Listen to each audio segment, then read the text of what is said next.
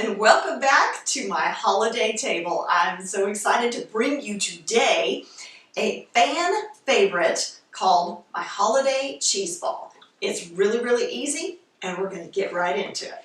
Into a big mixer or a large mixer bowl, you're going to put 2 8-ounce blocks of softened cream cheese. All right. Now, we're going to get this hooked up and we're going to beat this till it's nice and fluffy.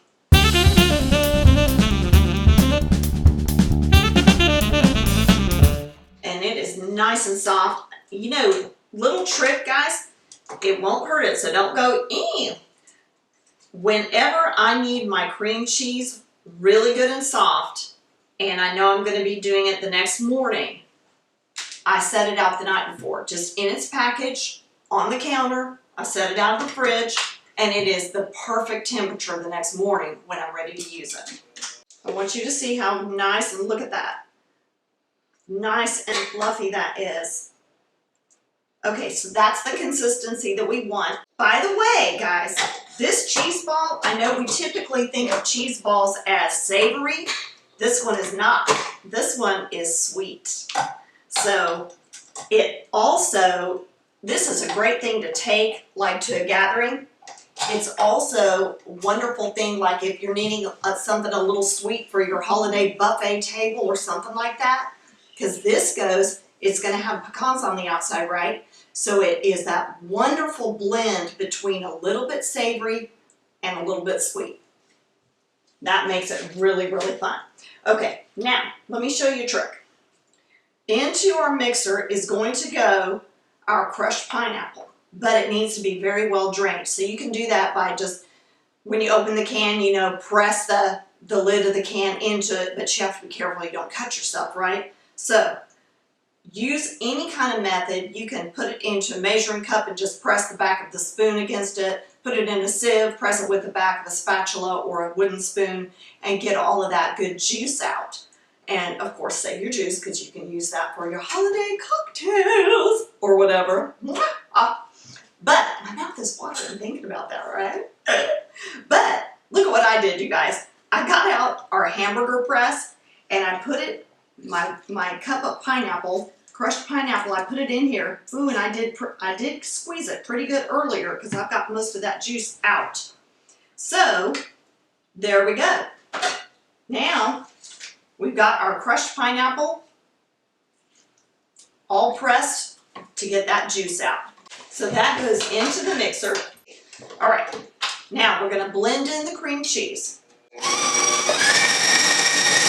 Okay, now at this stage, we do want to scrape down the sides.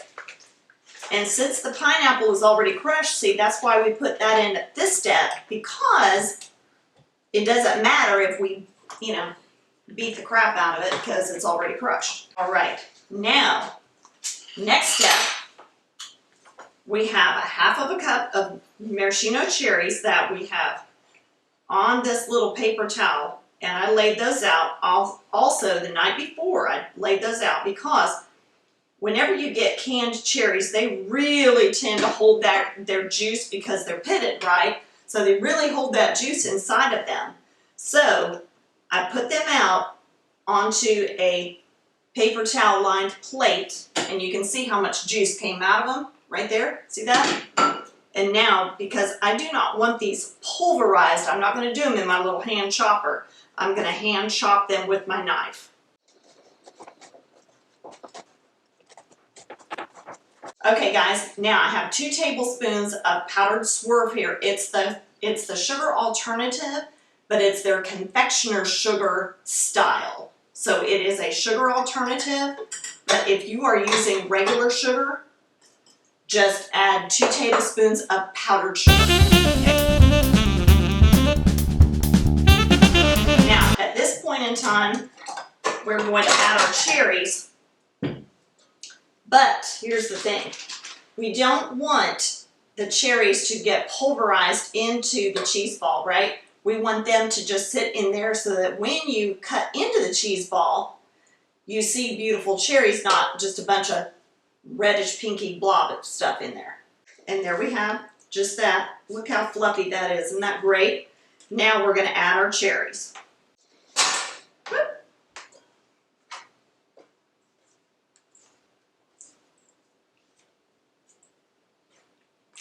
So guys, see, this is like it's a 5-ingredient cheese ball, and you see how fast this is to put together. You can do this with a hand mixer too. Just get a nice sturdy deep bowl.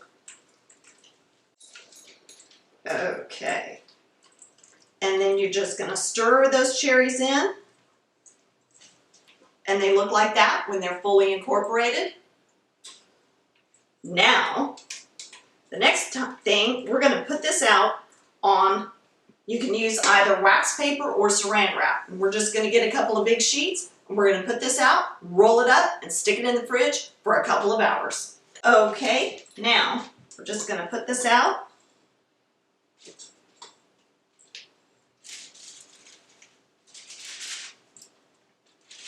Onto the wax paper. I want to use the wax paper, you guys, because I know normally when you're making a cheese ball, you normally put it into like the saran wrap, right? Well, I'm putting it into the wax paper because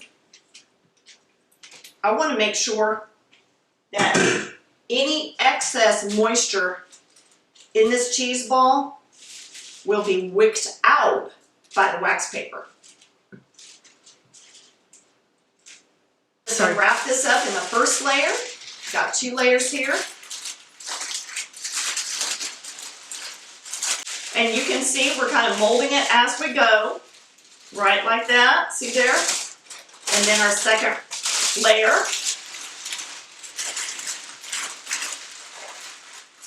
And then, you know how I'm always telling you guys, save those food safe bags if they're not cruddy, that you got your potatoes or tomatoes or whatever in the store. Love that because they're so big. See that? I love these. By the way, you guys, little hack for you right here. When you have a plate of leftovers and you don't want to shove it all into a Tupperware because it's all going to get mixed in together, love this. Slip the bag right over the plate, twist it, put it in the fridge. How great is that, right? I just recently discovered how handy that was. All right, so we're just going to twist that up just like that, keeping our nice little round shape, and into the fridge that's going to go for 2 hours till firm. Okay guys, our cheese ball has been in the refrigerator for probably a little over 2 hours. It's nice and firm and cold. So we are going to unwrap this. And I have a nice plate that I'm going to serve this on already.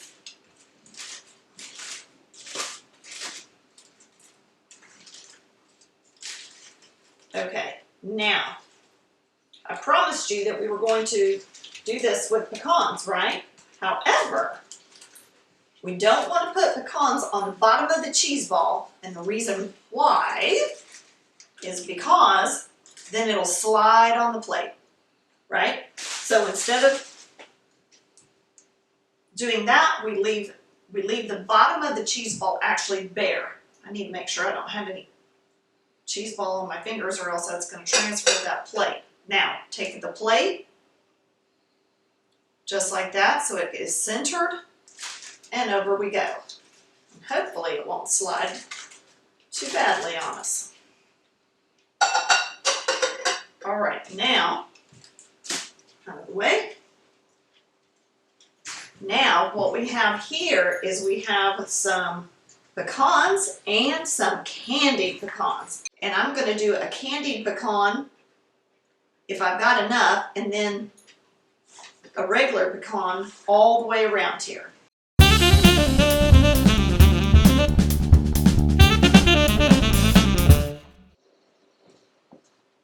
There we go. Ha-ha. Oh, I'm excited about that. It's a little lopsided, isn't it? All right.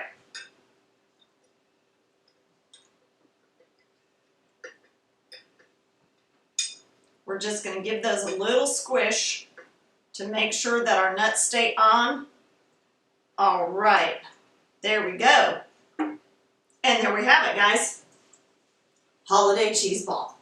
Now, I like to serve this with graham crackers, vanilla wafers maybe, whatever you like. Lady fingers are great. A little very lightly sweetened tea biscuit is also good with this. So, yum. Look at that, you guys. Ho, ho, ho, ho.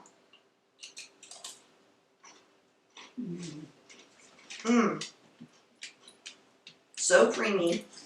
Just that little bit of tang from the cream cheese, you guys. But that beautiful cherry and pineapple is coming through with that little bit of spice nut. Oh, wow. That is a winner combo right there, you guys. Winner combo. You're going to love this. Guys, give it a try. And you know what I'm going to say. When you do, leave me a comment. Give us a little like. And if you haven't already subscribed to the channel, please do that. We are loving bringing you all of our holiday table to you guys. And we'll see you next time on Things Tina Does.